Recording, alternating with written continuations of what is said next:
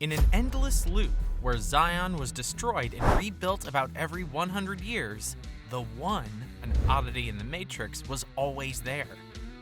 Now, since we didn't really catch every Matrix cycle in the movies, here's how I figured out that the first two cycles were designed as paradise. As we saw in The Matrix when Agent Smith is questioning Morpheus, the soon-to-be rogue program gives a short history of the Matrix simulation. And Smith says that the first two cycles of the Matrix were meant to be paradise. Since the machines wanted to keep humans locked up in a simulation for eternity, it made sense that they would make the Matrix the best place for humans to live. Then, Neo asks the architect if the Oracle is the mother of the Matrix, to which he doesn't really reply. This makes it unclear if all well-known Matrix programs, like the Oracle or Agent Smith, have always been a part of the Matrix. But since the Oracle's job in the Matrix was to learn about people so that the simulation could be made better, I think it's likely that the Oracle has been there since the first Matrix cycle. Maybe the Oracle helped the machines figure out why the first two Matrix simulations had failed, and what they needed to do differently in the third one. So, where did the third cycle take place then? Well, the third cycle was supposed to be the real world.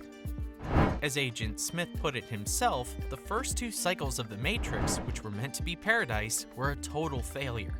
That's probably because the machines couldn't have known that the human mind would reject a perfect world, and that people would know immediately that something was wrong with their paradise.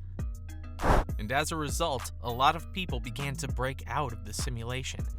The machines also figured out that there had to be flaws in the Matrix, because that's how things work in real life. Because of this, the simulation shown in the movies is a lot like the real world, with people having to do boring things like go to work. But the third cycle was designed so that the humans were much less likely to realize they were in a simulation. Even Neo, who was meant to be the One, wasn't sure why he felt like something was wrong.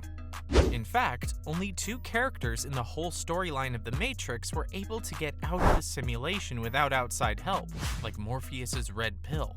But the final clue for me was when I realized that the kid from The Matrix Reloaded and the Animatrix, and Dan Davis from the Animatrix, woke up in the real world after realizing something was wrong with their real worlds. Welcome to the machine, I guess. Now, remember when I told you how I figured out the Matrix cycles in the movies? Well, I'm gonna be honest there. The fourth and fifth cycles are still a mystery to me. And that's because the fourth and fifth Matrix cycles aren't talked about much in the Matrix canon, but it seems likely that these Matrix cycles were the most stable compared to what happened before, and what would happen in the sixth cycle.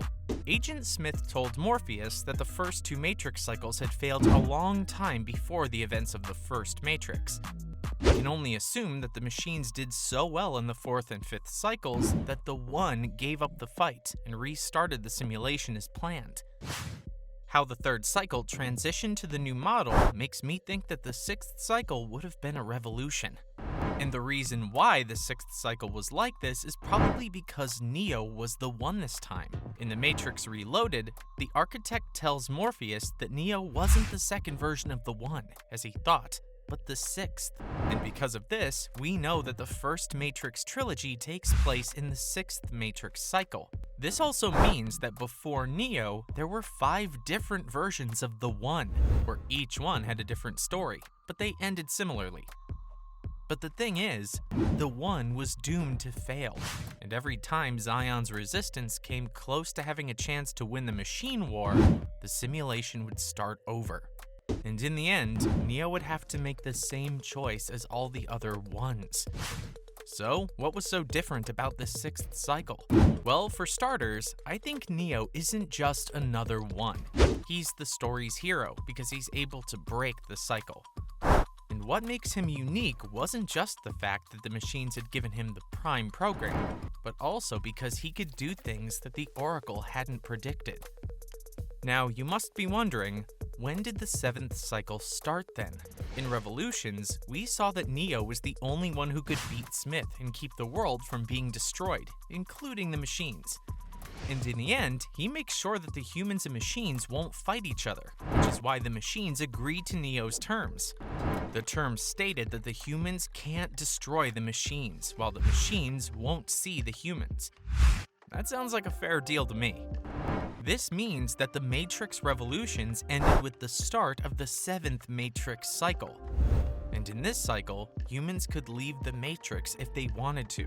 But wait, what about the 2021 sequel that no one really asked for? What cycle was that?